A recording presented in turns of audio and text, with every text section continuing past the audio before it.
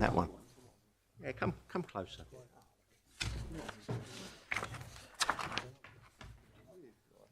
Against you, Vice Chair. I'll message my mum. Good evening, ladies and gentlemen. Can I draw everyone's attention to page 3 within the agenda, which sets out details regarding fire safety instructions and the webcasting arrangements. For the benefit of those watching from home and those in the public gallery, members of the committee are seated in the front row and all non-members of the committee in attendance are seated in the rows behind. Apologies for absence and substitute members and non-members attending. We have apologies from Councillor Goodin and Councillor R. Lambourne, and also we've had apologies from Councillor Capon. He's stuck in traffic. He's hoping to join us, but he's stuck within the M25, so we don't know if we'll get here or not. So, non-members attending is Councillor Marriott. Item 2, minutes of the meeting held on the 6th of March 2025. Are the minutes agreed?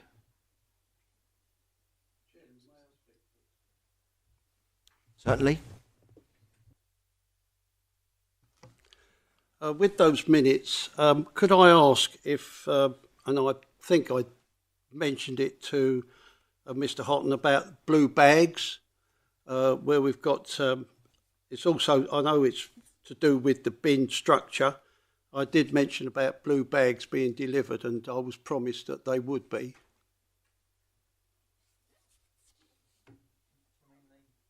I do believe you was going to speak to Caroline on that particular subject at the time.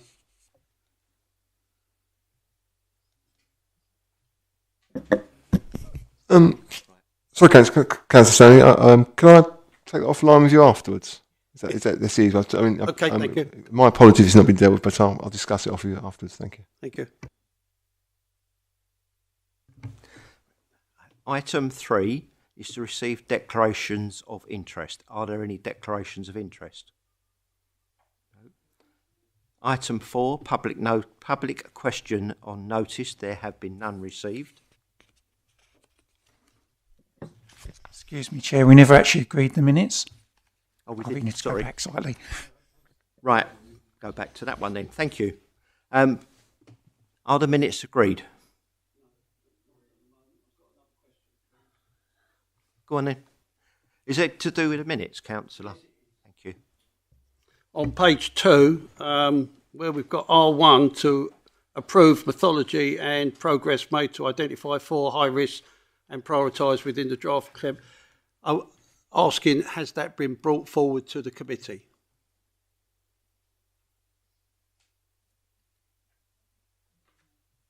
Page 2, or page 6. Sorry, page 6.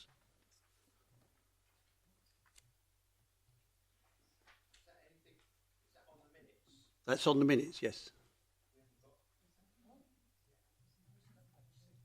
Yeah, there is.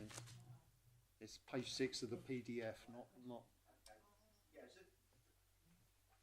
Is the question actually about the minutes themselves? Are the minutes correct? Okay, sorry. Thank you. So, can we vote on the minutes then, members? Agreed? Thank you. Back to that. Declarations of interest we've done. Public notice we've done. Item 5 is the Chair's report, which begins on page 13. This report provides an update to members in relation to areas covered under the terms of reference of the Environment and Climate Change Committee. Does anybody have any comments on the Chair's report as laid out in the agenda?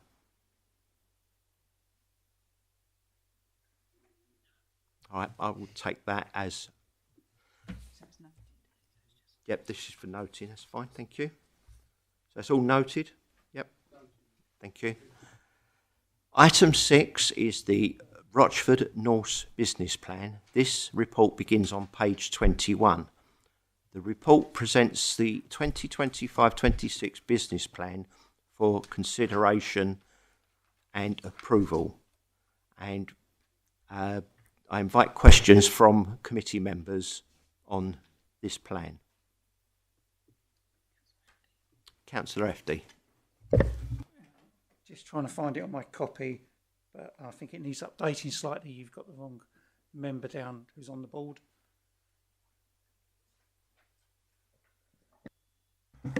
So at the time of the plan being written, it was correct, and so it's correct, but it's not correct. I'm aware of that, but it is how it's presented at the time to the board to be considered, and therefore it's presented as a snapshot in time to ourselves here, so it hasn't been updated from that point of view.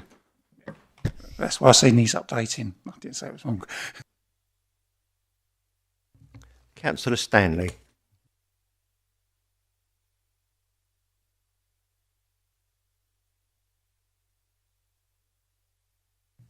Sorry. R1 says that the committee approves the 25-26 North Business Plan.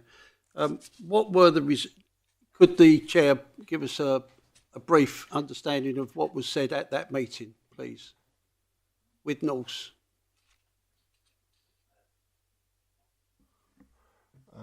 Thank you, Councillor. So if it's probably a good opportunity to introduce Nick Drake, who is operations director for North, and obviously would actually explain this sort of process of setting the business plan and perhaps touch on it on just some of the detail as well. And hopefully that'll cover any questions off. Thank you.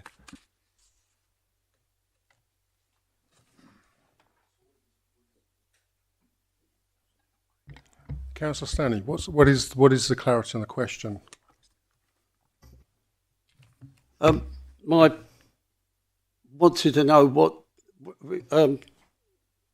results of that meeting that you had with Rochford recently, the recent meeting that you had with Rochford. That's not part of this agenda. Oh, right. It's a separate item.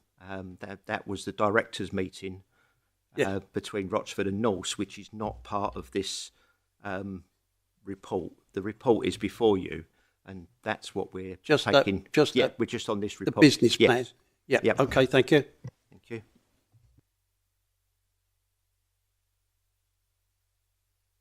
Councillor FD.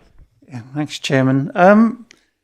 With the weather at the moment, extremes of weather, I did look through this and I didn't see anything about mitigation weather extremes. Is there anything that might go in the plan about that? Normally, in circumstances where there's adverse weather conditions, we kind of put that into our risk assessments and method statements. We've got an adverse weather plan for snow. We don't really get obviously hot weather as we do recently, but there seems to be more frequently. But that will be a consideration probably next year's business plan. Now that we've had two consecutive years of hot weather, I'll consider putting that into the plan and kind of outline what we would do as a business to mitigate the risks to our workforce.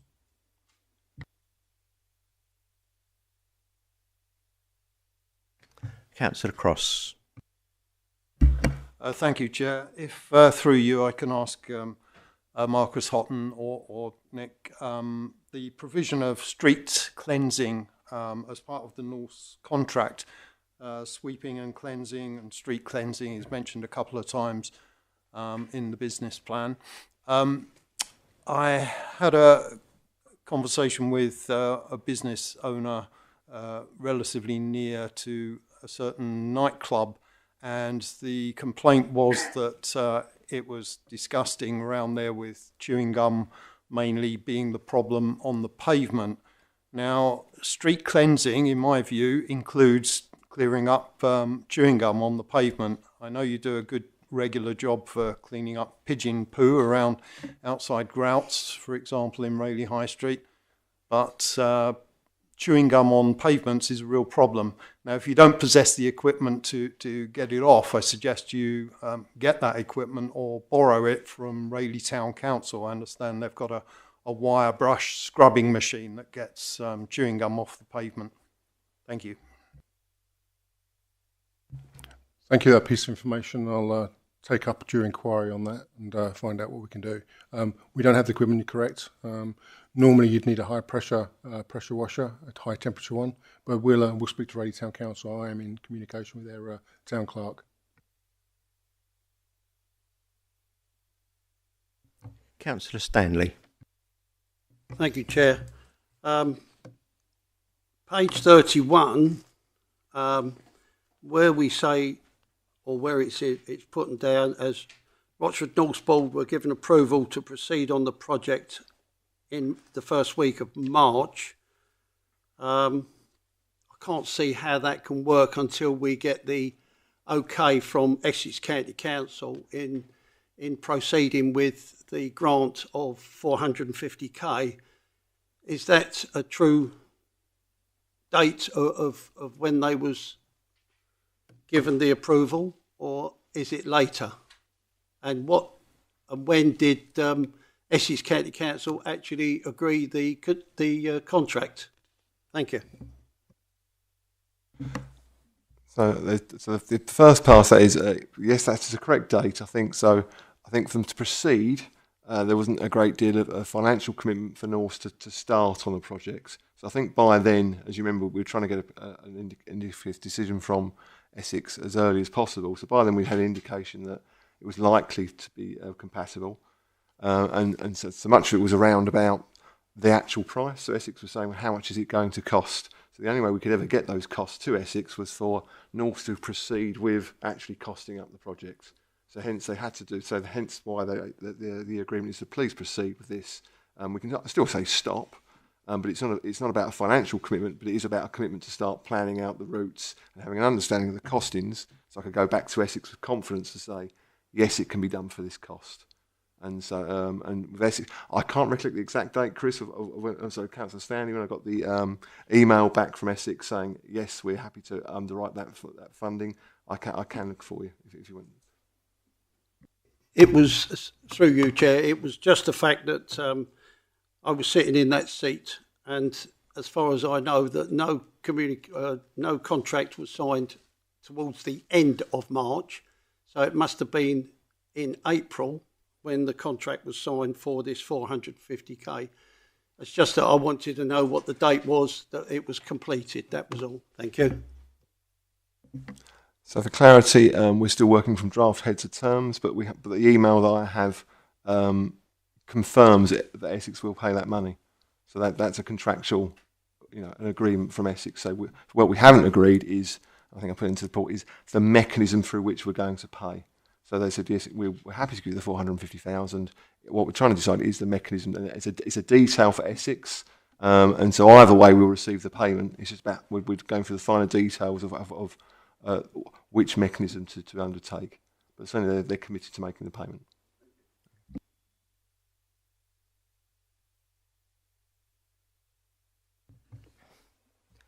Thank you, members. Do we have any other questions?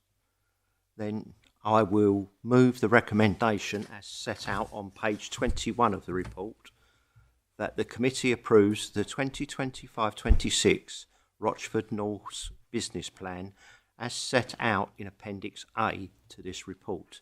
Do I have a seconder? I was happy to second that, Chairman. Thank you, Councillor FD. Vote by a show of hands for. That's unanimous. Thank you, members.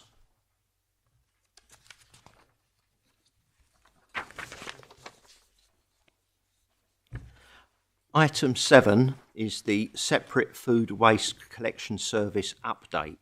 The report begins on page 41. This report is for the committee to note the key milestones and activities required to be completed so as to ensure an October 2025 rollout of the new service. Do I have any questions from committee members on this? Councillor Stanley. Thank you, Chair.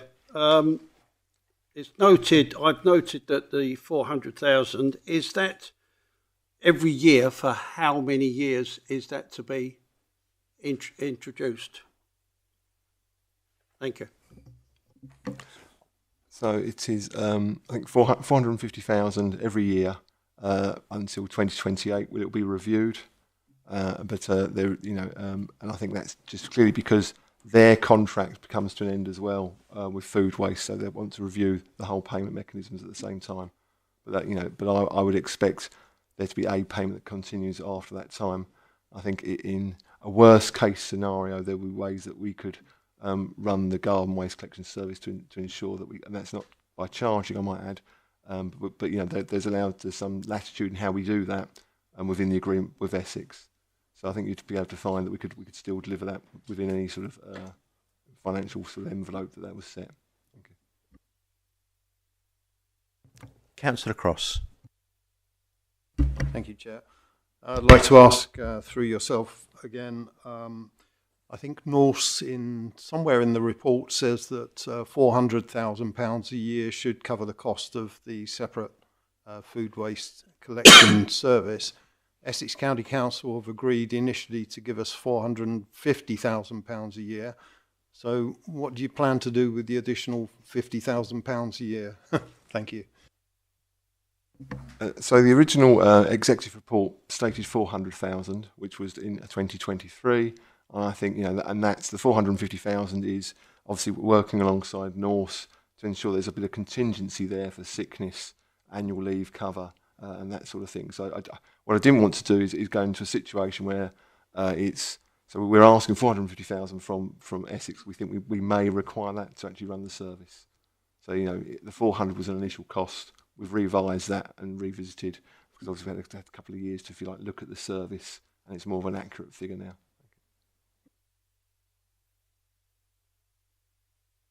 Councillor FD.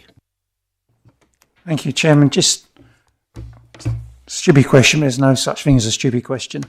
The waste trucks, how will they run along with the waste surfaces we've got now? Would it be an extra truck going around each part of the district? So how will that really work?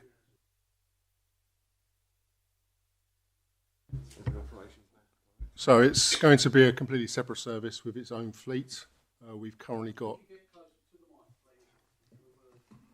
Can you hear me now? Yes. Excellent. So it's its own separate fleet. We've already got the vehicles. We ordered them some time ago. We've got they're called Turbo Gorises. They're 11.5 tonnes, and there'll be separate collection. There'll be a weekly collection of food waste, and it'll run parallel with the refuse and the refuse routes. So that's how we'll be doing that. Can I just come back quickly? Will there be the same amount of, because it'd be small, it'd be less going in each time, so we, in theory, hold more households worth of food waste than what's being mixed at the moment with the other waste. So will it be the same amount of journeys to empty it out? So will it be the same sort of timings? We don't really know what the set-out rate for food waste is going to look like. We anticipate it's going to be an initial participation level of quite high proportions in the very beginning. It'll probably level off over time. It'll be running, the operation itself will be running within the same timescales as the current operation. And obviously we've got the disposal locations that we're trying to sort out at the moment. So I think that all you'll see is that as a resident, your experience will be there'll be another small box to put out every week for your food waste in.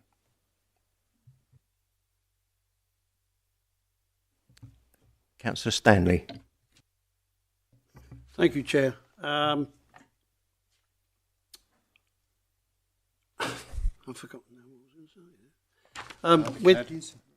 With the caddies, will they be a separate item, or will it be bolted or hung from the green waste bin? And also, will they be lockable caddies? Because we do have in the rural part of our borough, if you like, our area, we've got foxes that will actually open anything to get to food, and food is what they want. So how would they be done? Thank you. So they will be a separate 25 litre caddy, but they're lockable. In if you move the handle around it locks the lid down. And yes, you've got to have that with any food caddy. They've got to be in some way sealable. Things like you said, because I think not just the rural areas. I think foxes are just as urban in the district as well as they are rural these days, and even I think cats would be tempted at times. Depends what you put in your waste, I guess. But it's no, they're lockable, but they're following basically the best practice guidelines that RAP, which is like the Waste Recycling Action Plan, sort of a national organisation have put together, and that's based on really looking at other food waste services around the country. And so I think in many ways where we are one of the last to do this, we can just really, we are riding piggyback on the best practice that's already been established.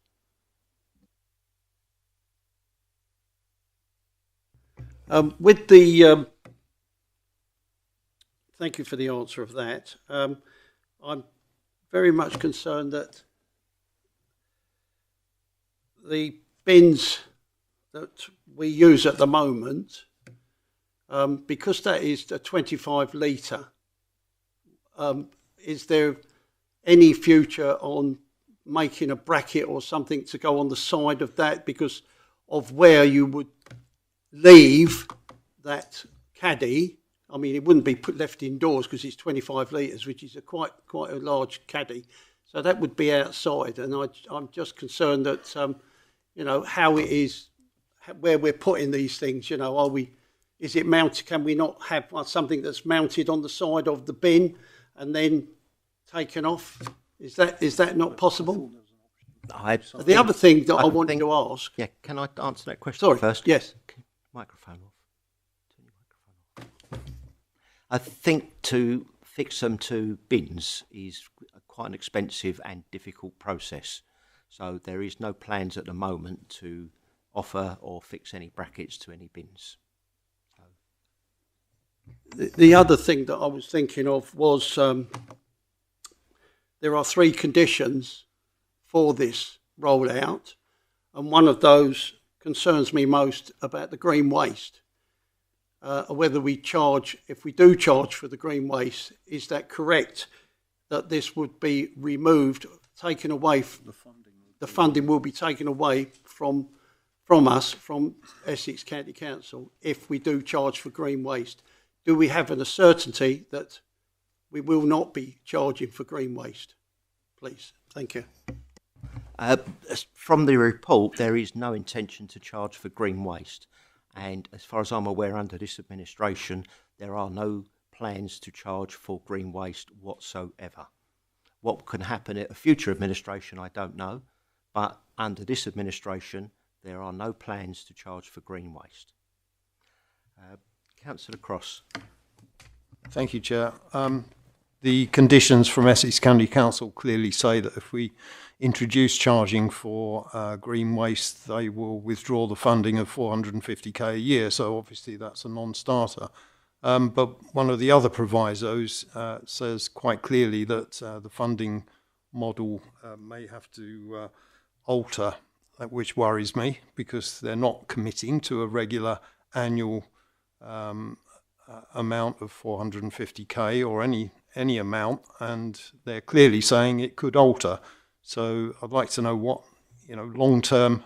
Appreciate Essex County Council is not long term in its entity, but if this does, the funding does get withdrawn, and we're still committed to provide a service under DEFRA rules, how's it going to be paid for? Thank you. So they've committed to the funding being available for this year and the next 2 years, and I think yes, they're saying it would have to be reviewed. But the caveat, I guess, for Essex, there is also a situation where we're not committed to collect separate food waste either, I may add.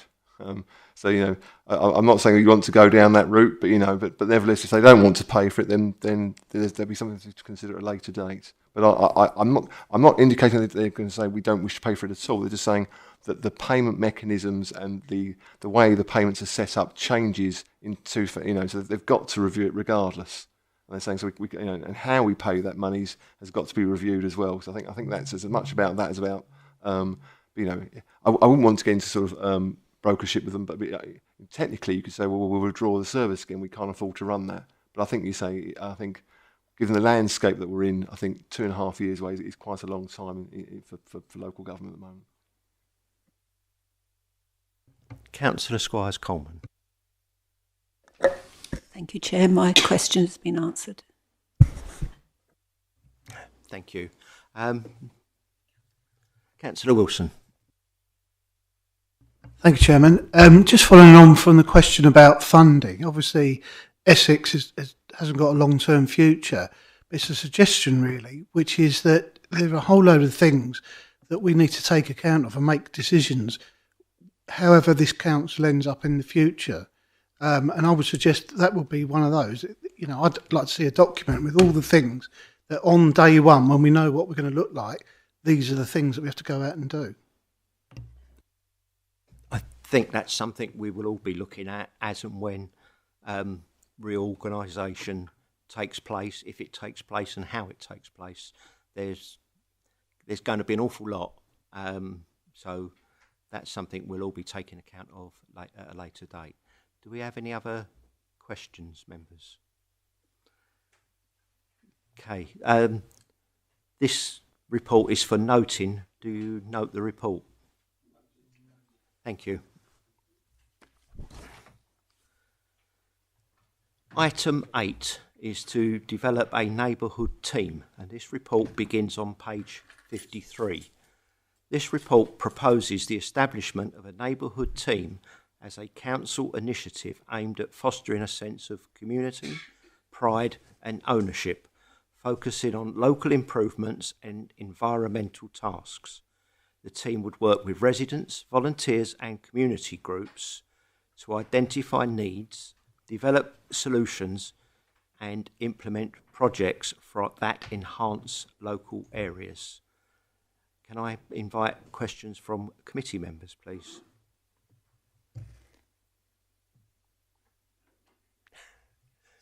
Councillor Stanley. I've read through the report and I don't, I'm of the understanding that the committee can't approve this to carry out either option A or option B, and that this would have to go to full council. Is that correct?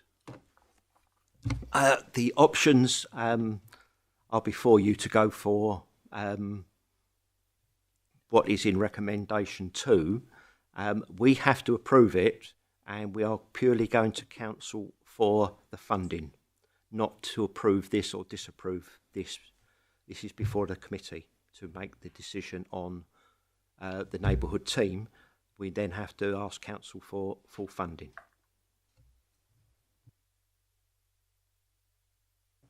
Thank you, Chair, for explaining that. My concerns are, one is this is double taxation from Essex County Council, that the work to be carried out is Essex County Council's responsibility and not the responsibility of Rochford District Council. This is, I believe that this is just a replacement of the Rangers, even though it is another term, if you like, of calling it a neighbourhood team.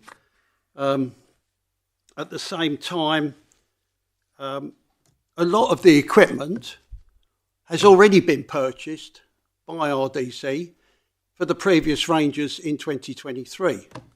So I see no reason why that expenditure should be added, as we've already got the equipment.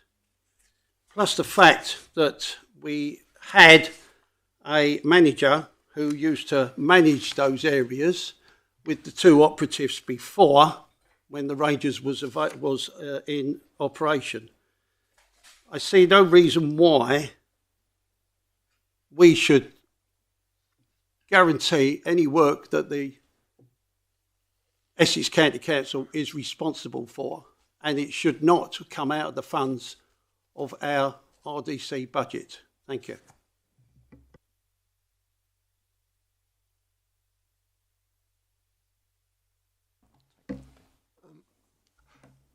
I think it's always a grey area sometimes between counties' responsibilities and a district or boroughs.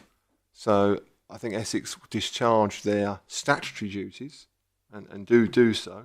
And so there's always that area beyond statutory, even if it's within Essex County's land, for example, that we may want to see a higher level of amenity value than perhaps Essex have to provide. So an example of that is we obviously do cut the grass verges between 12 and 15 times a year. So, to keep them to a tidy looking standard, as a highway authority, Essex would probably say, well, we'll cut them twice a year. But we know that wouldn't be acceptable to our residents. And I think I would suggest that I think you'll find most boroughs or districts across Essex, certainly, I know further afield, but certainly in Essex, undertake regular cuts of what is essentially Essex County Council land because they want it maintained to a high level that is attractive for their residents. And so I think that really falls into that category. So I understand when people do say about double taxation or it's Essex's job. I would suggest it isn't really Essex's job to do so.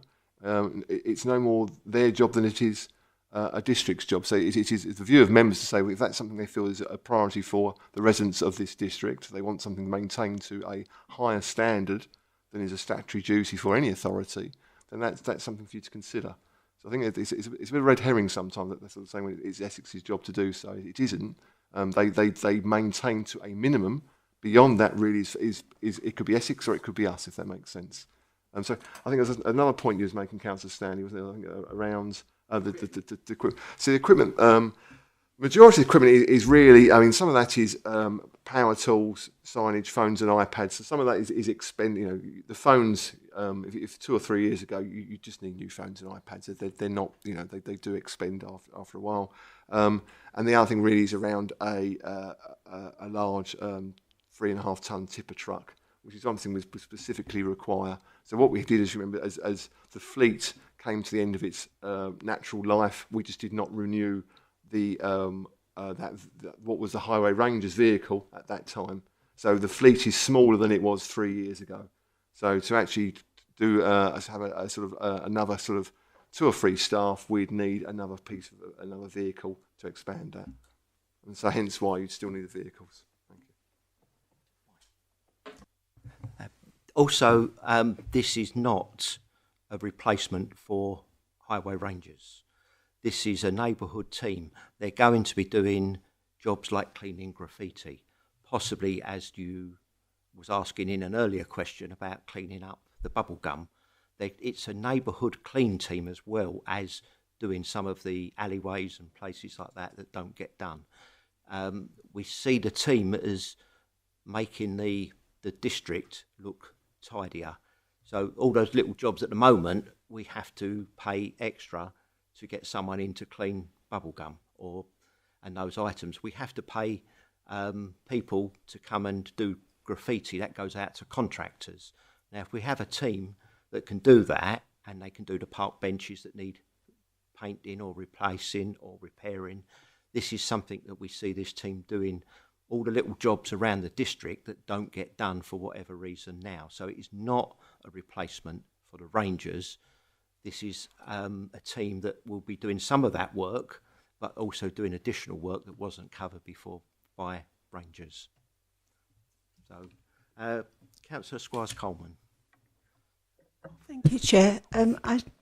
Marcus, I just suppose I want some reassurance. You've explained the different roles, although there's grey areas very well.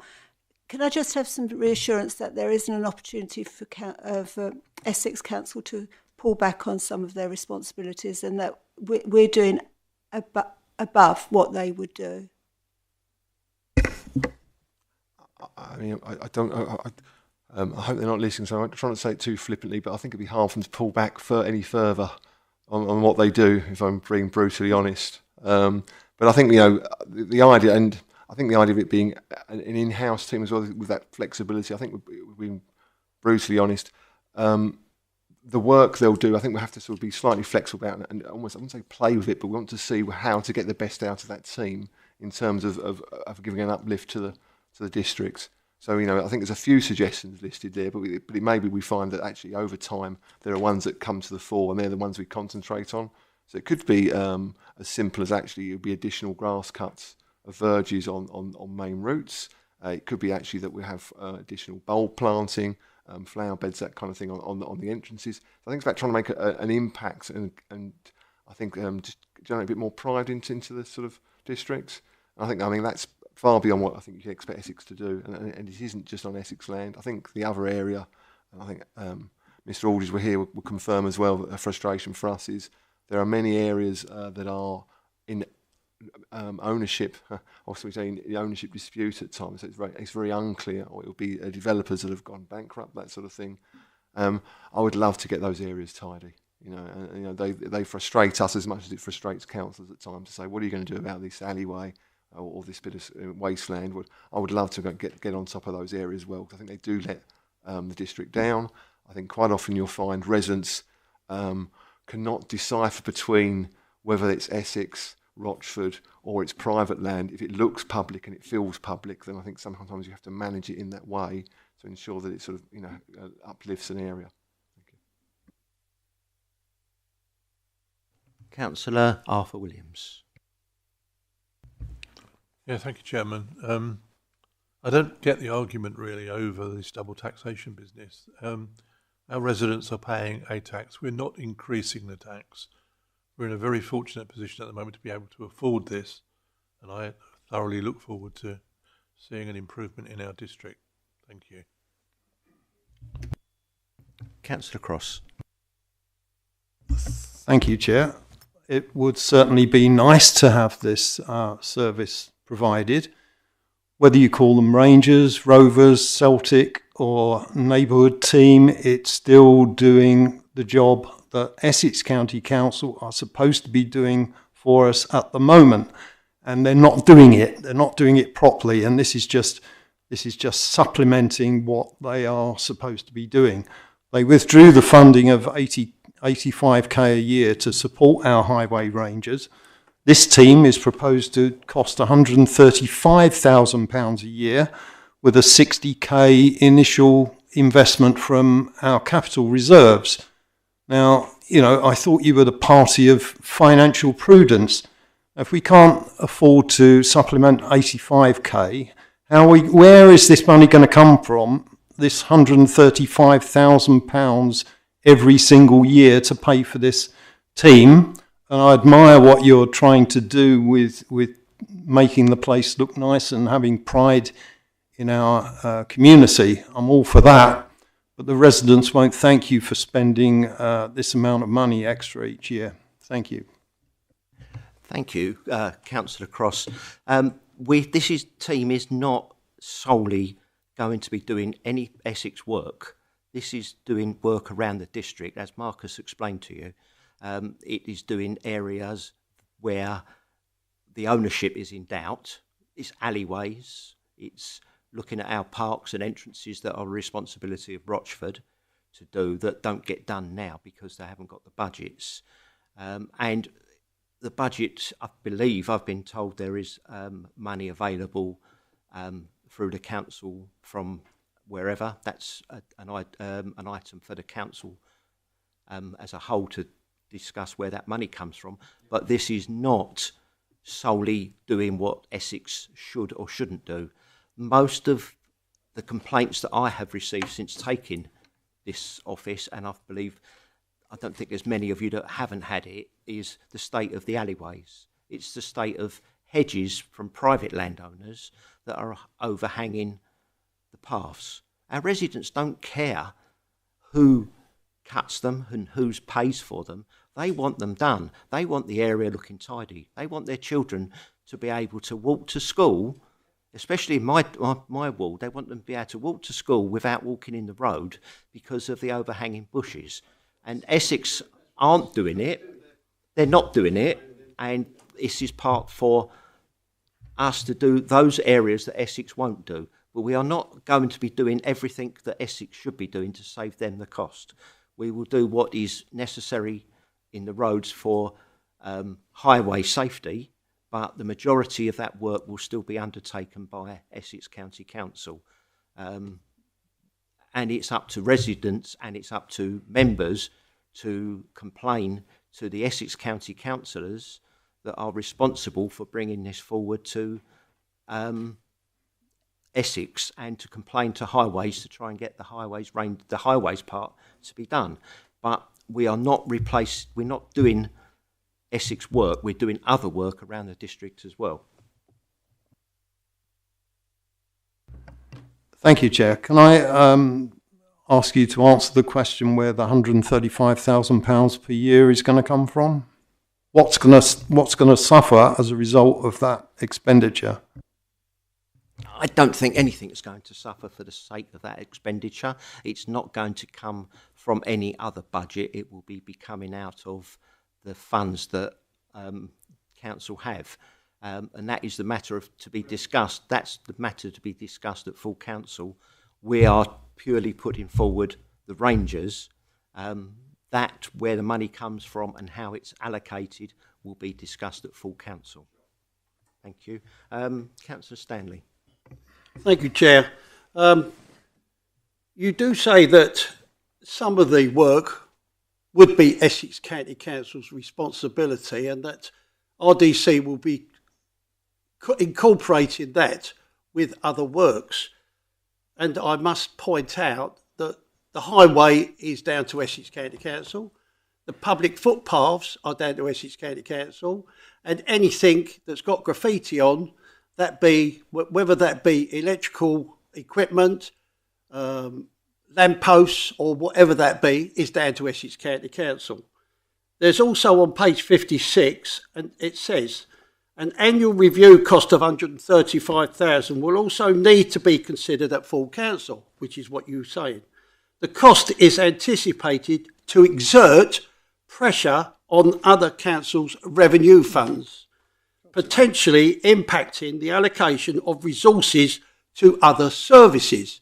I would like to know what impact of other services it will have an impact to.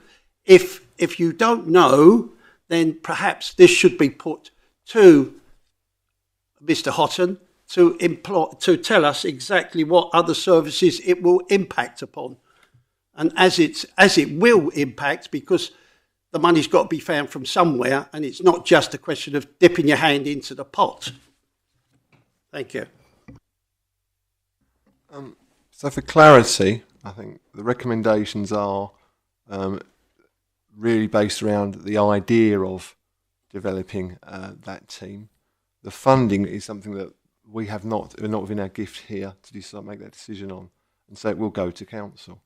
So if we're there for that to be decided, it's not for us to discuss this evening.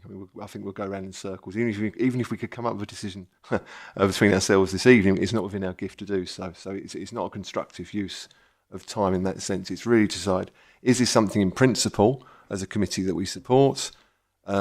The officer recommendation is that you go with a team of 3. Maybe you actually prefer to see a team of 2. I can argue against that if you wish, or on touch on those other questions. But in terms of where the actual budget is going to come from, that would be something that will be taken forward to council to consider. But it's not, and I understand your concerns, and there is obviously that opportunity to raise them at council as well. But it's not for this committee this evening. Councillor FD. Thank you, Chairman. To me, I think this is a really good idea. I'm sick and tired of driving around our district, which I drive around every day, and looking at the mess that's in our car parks, it's in our alleyways. And Essex, I expect, will still pay exactly the same amount of money they've paid for the last God knows how many years, and we will still do the job, or Essex will do the job, and this is above and beyond what Essex do to the betterment of our district. So I'm in full support of this, Mr. Chairman. Thank you.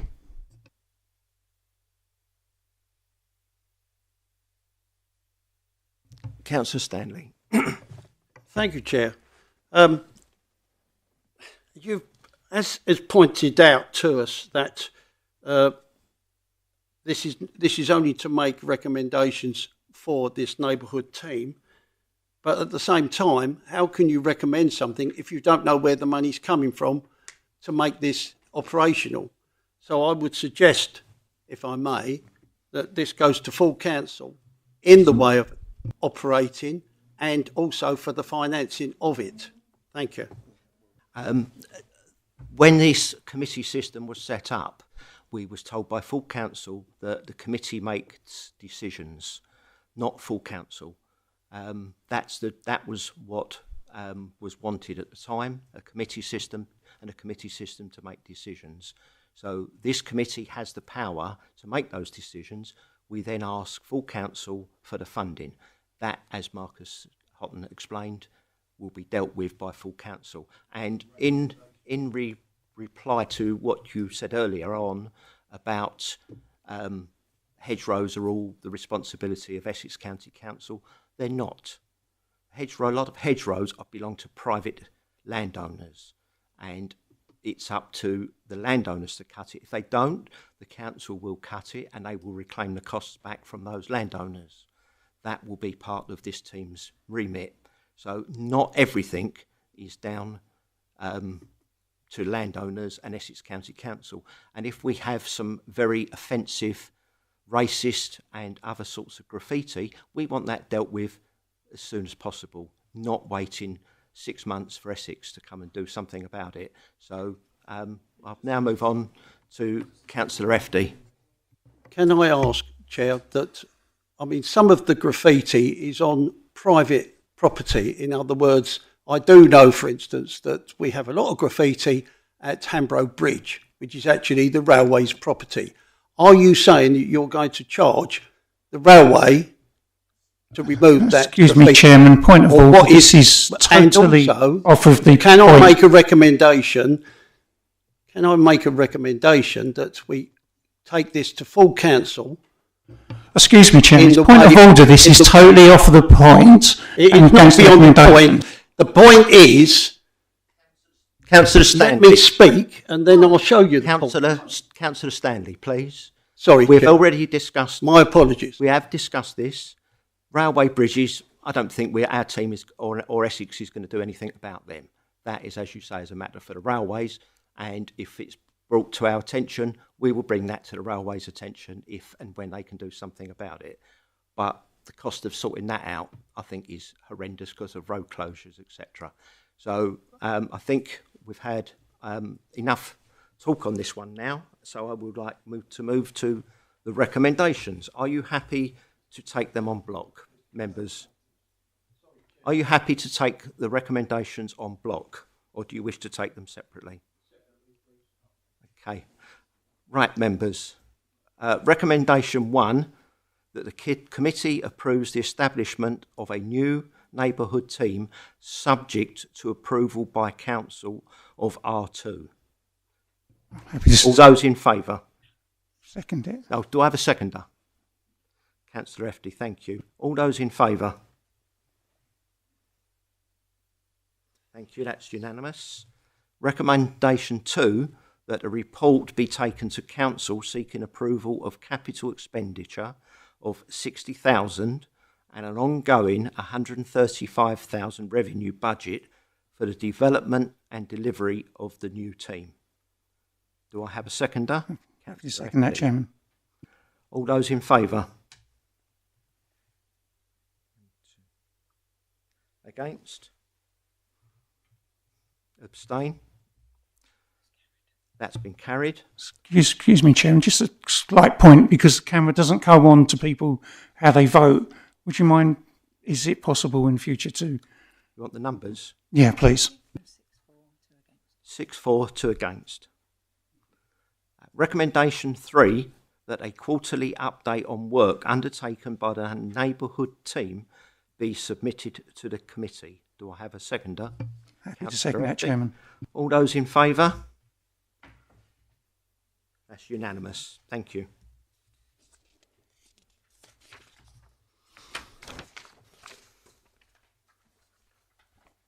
Item 9 is the council-owned tree and hedgerow policy update, and the report begins on page 61. This policy outlines Rochford District Council's updated approach to managing its tree and hedgerow assets, recognising their environmental benefits such as improved health and well-being, pollution reduction and cooling, flood alleviation, habitat provision, and increased property values. Councillor, Mr. Houghton or Mr. Aldridge, do you have anything to add to this report? Thank you, Chair. No, nothing further to add. Happy to take any questions from members. Thank you. Right. Councillor Squires-Coleman. Thank you, Chair. I'm going to read this. I'm not very good at speaking. So I'm referring to page 75.3.3, and I apologise for my lack of knowledge about the highway or the high hedge legislation, but I'd like to raise a concern. If the Council is committed to climate action, then a refusal to prune some trees that obstruct solar panels seem to undermine community engagement in our sustainability strategy.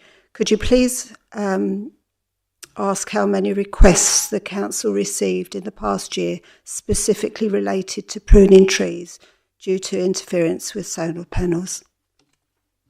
Thank you, Councillor. That's not information that I have available at present, but it's something that we could circulate to the committee on a later date. Okay. So my follow-up question then, if you haven't got the information, is the cost of savings, you might have a guess at this, achieved by refusing such requests? Are they worth the appearance of disregarding community participation in our climate goals? Is the cost so low that the optics of it are really not worth the savings? Thank you, Councillor. I don't have that data exactly here, but yes, I would say the cost is very, very minimum. This is an update to our previous policy, which has been in use for probably the previous 10 years. So this is not a new addition to the policy. Sure, exactly how this works, but can I propose or that part be taken out then?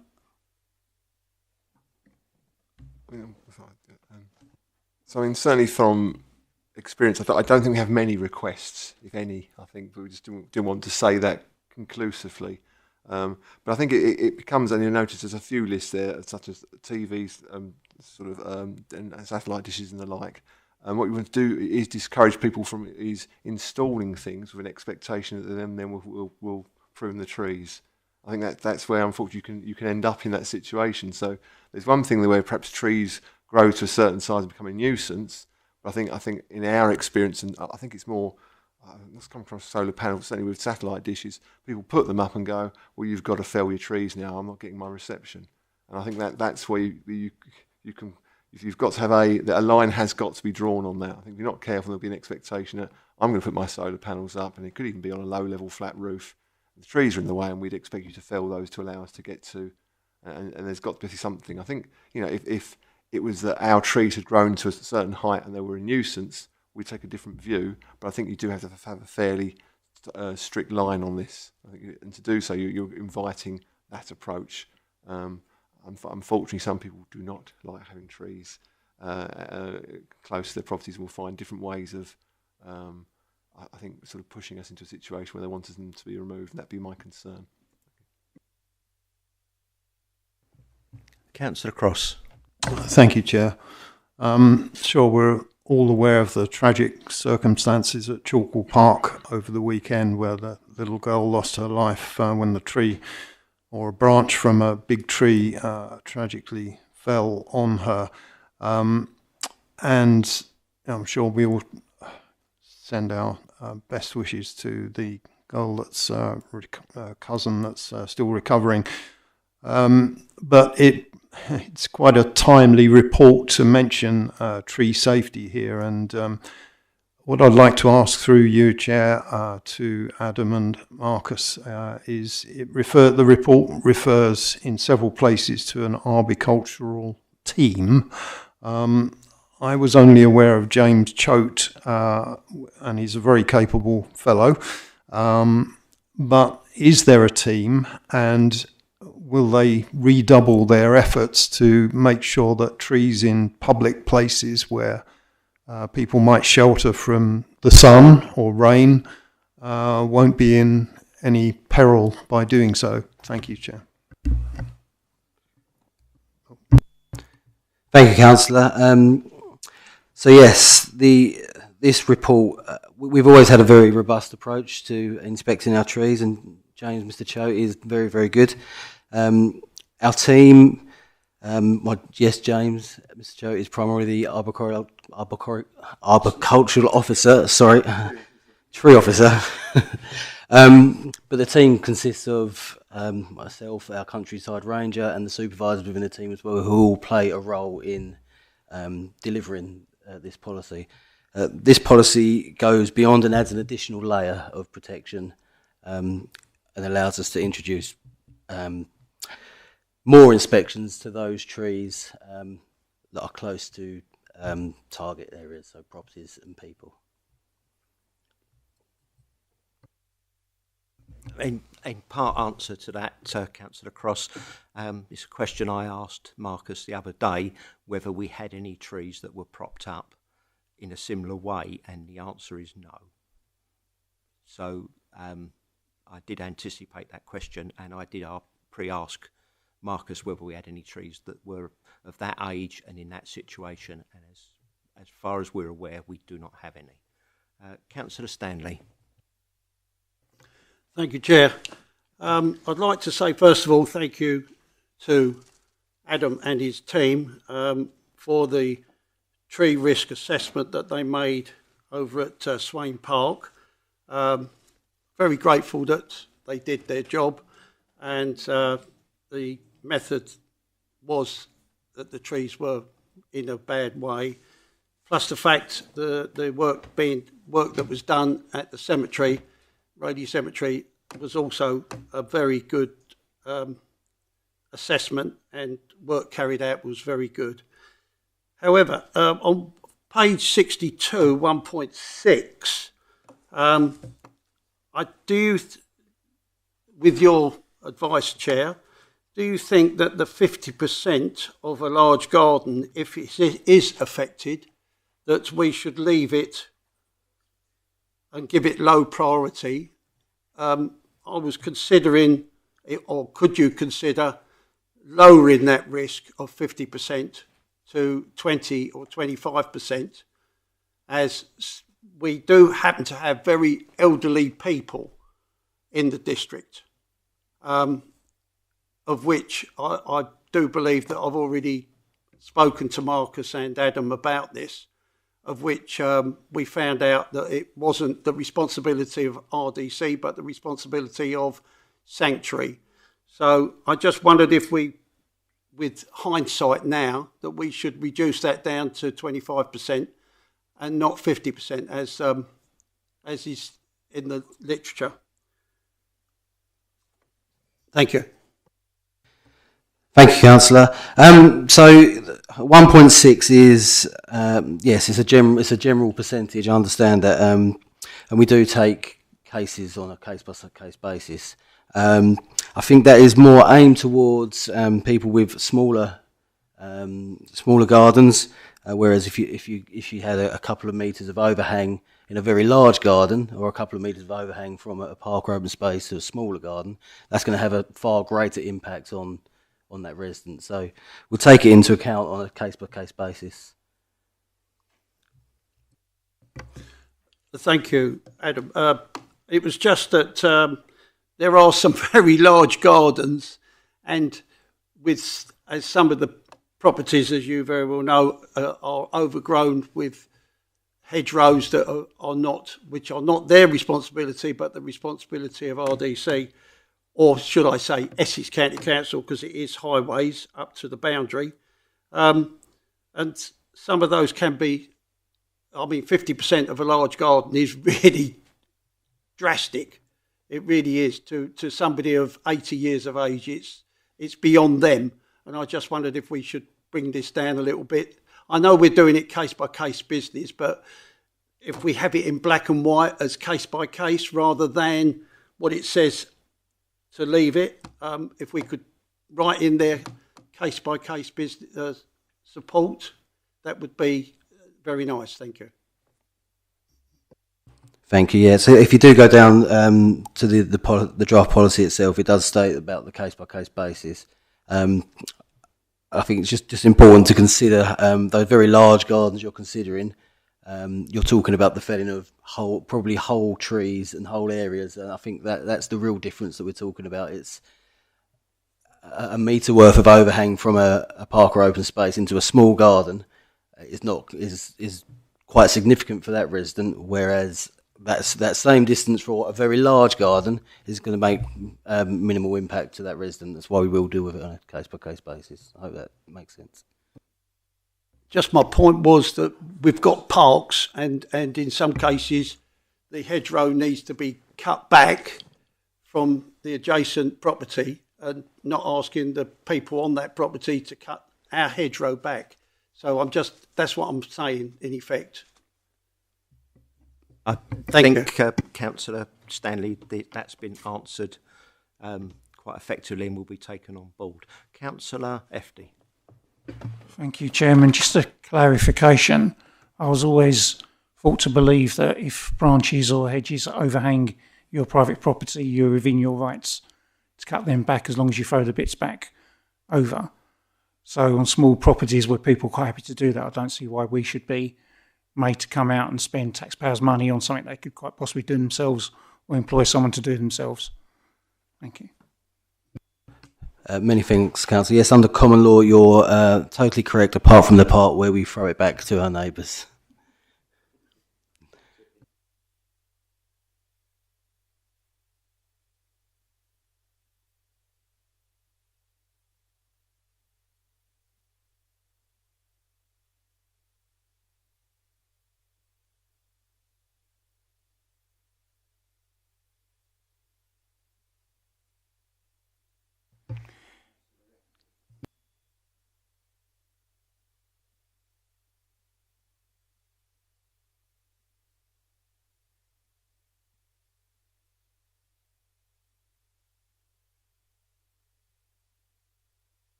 Sorry, I'll start that one again.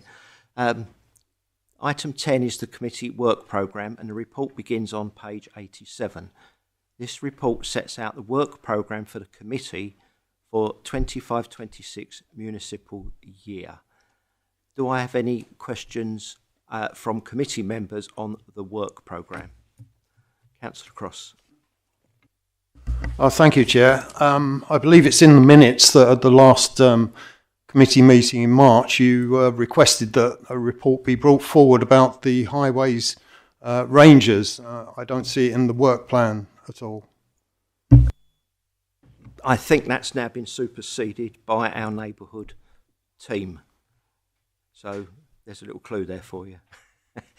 Does anyone else have any comments on the work plan? Right, does the committee note the work programme? Thank you. That concludes our business for this evening. Thank you for your attendance. The meeting is ended at 20:33. Thank you.